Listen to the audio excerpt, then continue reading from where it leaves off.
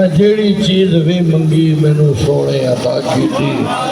تے کنڈے بھی بڑے نے پھل گلاباں دے میرے تو دور ہر مشکل میرے مشکل کشا کیتی میرے پلے تے کچھ نہیں سی میں عملہ تو بھی خالی سا جدوں بھی مشکلہ آیاں مدد میری مصطفیٰ کیتی معزز محترم نہایت عزت کے لائق لکھاں صدہ اکرام کے لائق پیران عظام علماء اکرام و معزز سامعین اکرام ایک مختصر سی بات آپ کی خدمت میں عرض کرنی ہے ایک منظر پیش کرنا ہے وہ منظر کیا ہے جب صلح حدیبیہ کا ایک موقع تھا تو عروہ بن مسعود اس وقت اسلام قبول نہیں کیا تھا انہوں نے تو ان کو بھیجا گیا وہ بہت بڑا ان کا سرکردہ انسان تھا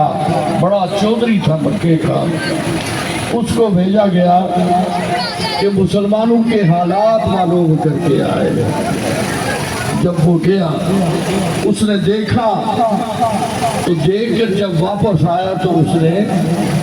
اپنے تمام ان لوگوں کو جو اس کے رفقا تھے ان کو بتایا کہ لوگوں میں نے بڑے بڑے دربار دیکھے ہیں بڑے بڑے محلات میں گیا ہوں بڑی بڑی مجلسیں اٹینڈ کی ہیں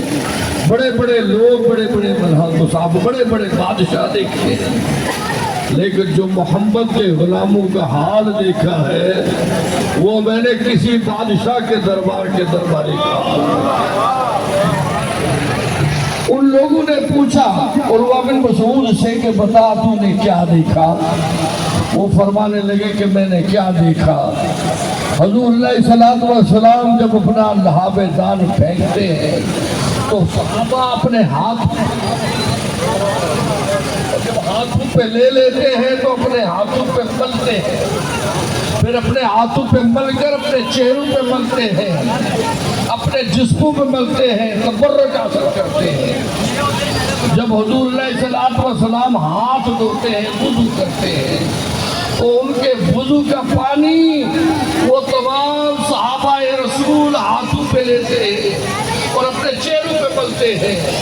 یہ حال میں نے کسی دربار کا نہیں دیکھا